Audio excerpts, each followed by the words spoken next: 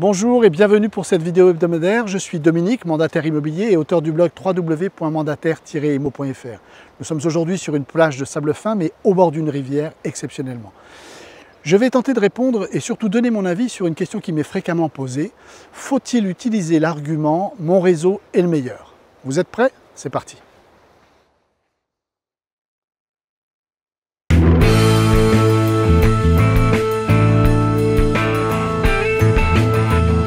L'idée de cette vidéo n'est pas de minimiser le rôle de votre réseau, mais je reste pourtant persuadé que lorsque nous sommes face à des clients, ce qu'ils attendent avant tout de nous, c'est de connaître les services que nous allons leur apporter personnellement.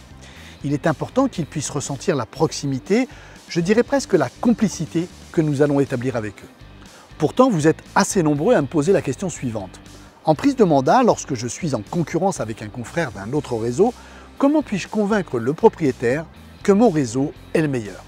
Pour moi, partir sur le seul argument de son réseau est une erreur stratégique. Vouloir utiliser le slogan « mon réseau est le meilleur », c'est prendre le risque de voir votre interlocuteur vous reléguer d'office dans la catégorie des baratineurs ou des premiers de la classe ayant parfaitement appris leur leçon. Songez qu'à l'instant où vous avancez cet argument, vous êtes peut-être le 3e ou 4e meilleur réseau à lui présenter une méthode de travail somme toute identique. Pour que vous compreniez bien où je veux en venir, je vais vous donner 4 raisons de minimiser l'utilisation de cet argument qui au passage risque de se retourner contre vous. La raison numéro 1. De nombreux réseaux sont les meilleurs. Aujourd'hui, on peut trouver une multitude d'acteurs sur le marché de l'immobilier. Les réseaux ne manquent pas. Même si les offres semblent parfois différentes, vu du côté des propriétaires, ils proposent tous les mêmes services et garantissent à peu de choses près la même visibilité aux biens qui nous sont confiés. Il s'avère donc dangereux d'affirmer que votre réseau est le meilleur sans pouvoir réellement le prouver ou pire encore en racontant n'importe quoi. Je vous cite un exemple que j'ai pu vivre personnellement il y a très peu de temps. Un confrère a tenté de faire résilier l'un de mes mandats au motif que son réseau investissait des milliers d'euros par an pour rendre ses annonces plus visibles que celles de n'importe quel autre. Bien sûr, cet argument ne tient pas la route, car même s'il est vrai que ce réseau dépense bien des sommes colossales pour ses publications, cela tient uniquement au fait de la grande quantité de mandataires qui y travaillent et qui par conséquent génèrent une quantité d'annonces importante. Cela n'a évidemment absolument rien à voir avec une meilleure visibilité ou un nombre de supports de parution plus élevé. Soyons clairs, dans ce domaine-là, nous sommes tous à peu près logés à la même enseigne, si je peux dire. Alors comment démonter ce genre de faux arguments? C'est très simple. J'ai demandé à mon client de rappeler ce confrère afin qu'il lui fournisse la liste des sites sur lesquels j'étais censé être absent. Je lui ai également dit que si mon concurrent ne regardait pas à la dépense, lui offrait des parutions de plusieurs milliers d'euros via des supports comme Le Figaro par exemple, j'étais prêt dans son intérêt à annuler moi-même mon mandat. Vous vous en doutez, mon client et moi-même attendons toujours la réponse de ce confrère qui s'est retrouvé pris à son propre piège. La raison numéro 2. Qu'est-ce qu'un réseau ? Un réseau est avant tout un prestataire de services qui propose la délégation de sa carte professionnelle et différents outils à des indépendants appelés mandataires. La présentation et le contenu de ces outils peuvent varier d'un réseau à l'autre. C'est ainsi que plusieurs offres et tarifs différents se retrouvent sur le marché. Chaque mandataire doit donc prendre le temps de bien les étudier avant de choisir le réseau avec lequel il envisage de travailler. Faut-il pour autant en déduire que le réseau qui propose le plus d'outils peut prétendre être le meilleur? Non, bien sûr.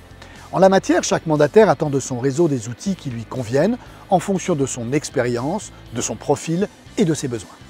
Certaines préféreront des réseaux offrant davantage de formation et d'encadrement, d'autres plus autonomes, une meilleure rémunération. D'autres critères comme le contenu et le prix de la redevance mensuelle ou encore le fait de vouloir opter pour un réseau à taille humaine ou l'inverse peuvent aussi être pris en compte. Dès lors, on peut en déduire qu'un réseau est avant tout au service de ses mandataires et que si meilleur réseau il y a, c'est le mandataire lui-même qui en bénéficie dans l'exercice de son métier. Raison numéro 3. Pour vos clients, votre réseau sans vous, c'est quoi? Comme je l'ai déjà dit, loin de moi l'idée de mettre en cause l'efficacité et la légitimité des réseaux.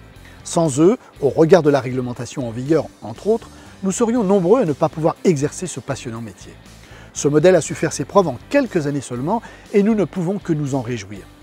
Mais il n'en reste pas moins que l'unique interlocuteur pour vos clients, c'est vous. Ils n'auront jamais affaire à quelqu'un d'autre. Dès lors, un constat s'impose. Utiliser l'argument du meilleur réseau n'a pas grand intérêt. Prenons un exemple. Si demain vous faites appel à un artisan, Attendez-vous de lui qu'il ne vous parle que de ses fournisseurs, qu'il vous montre ses outils avant d'entamer votre chantier. Non, bien sûr, ce que vous attendez de lui, c'est qu'il vous inspire confiance et qu'il effectue vos travaux, qu'il respecte les délais et le montant de son devis. Il peut également vous parler de certains de ses chantiers qui font référence à son savoir-faire. La raison numéro 4, la dernière. Le meilleur, c'est vous. Comme je l'ai dit précédemment, du côté de votre client, le choix du réseau ne doit pas se poser, car pour lui, ce qui va faire la différence, c'est vous et rien ni personne d'autre. Pour vous faire confiance, il a besoin avant tout de savoir ce que vous allez lui proposer, les engagements que vous allez prendre vis-à-vis de lui. Alors, plutôt que de vous retrancher derrière votre réseau et d'affirmer que c'est le meilleur, engagez-vous personnellement et prouvez que vous êtes le meilleur et que votre client peut compter sur vous. Souvenez-vous, face à lui, vous restez seul redevable de ce que vous lui aurez promis. Vous pouvez toujours argumenter sur le fait que votre réseau est le meilleur, qu'il vous offre les meilleures formations, que vous avez le meilleur soft, les plus belles cartes de visite. Mais si vous ne suivez pas vos clients, si vous ne rappelez pas vos acquéreurs, si vous êtes injoignable, si vos prises de vue et vos textes sont nuls, si vous n'êtes pas disponible aux heures où vos clients le sont, croyez-vous que le simple fait de savoir que votre réseau est le meilleur fera de vous un bon professionnel? Gardez toujours à l'esprit que c'est la fin qui justifie les moyens et non l'inverse.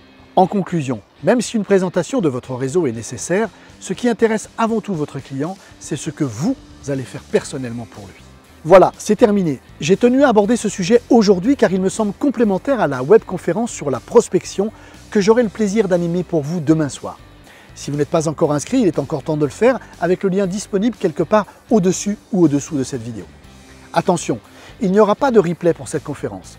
Alors, si le sujet de la prospection vous intéresse, inscrivez-vous vite pour demain soir 18 h. Sinon, je vous dis à la semaine prochaine pour une prochaine vidéo.